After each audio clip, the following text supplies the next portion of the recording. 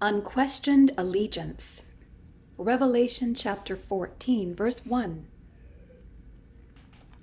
I looked, and behold, the Lamb was standing on Mount Zion, and with him 144,000, having his name and the name of his Father written on their foreheads. Who are the 144,000 people? The greatest spiritual revival in history is yet to come, according to Revelation chapter 7, verses 1 through 8, and chapter 14, verses 1 to 5. 144,000 special witnesses or evangelists will emerge during the tribulation to proclaim the message of God. These witnesses will have divine protection throughout their ministry to perform service for God in the midst of the tribulation and reign of the Antichrist.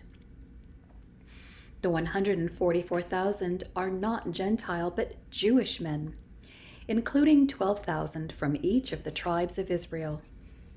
The only tribe missing is Dan, and this omission may be because of the many times that its members were guilty of idolatry. Please refer to Leviticus 24:11, Judges 18, and 1 Kings 12, verses 28 and 29. Revelation 14:1 mentions a seal placed on their heads, a countermark to that of non-believers who take the mark of the beast. See Revelation 13, verses 16 and 17. The emblem of recognition for the 144,000 clearly distinguishes them from followers of the Antichrist. They are visually and verbally God's own.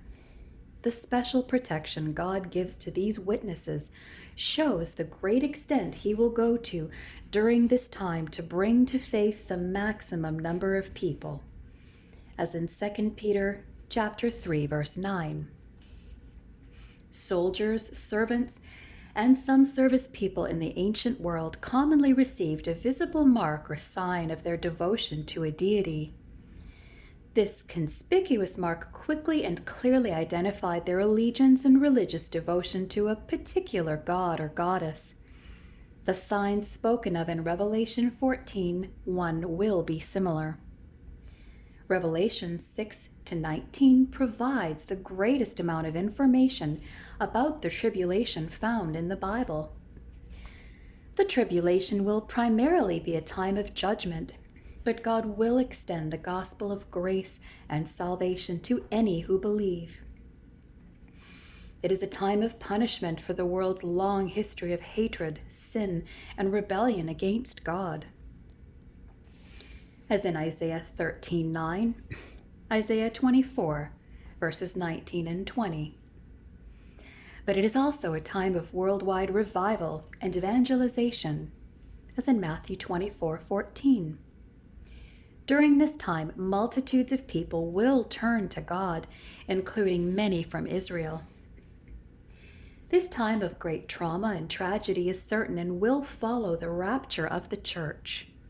Just as certain, however, is the triumph of those who love Jesus Christ.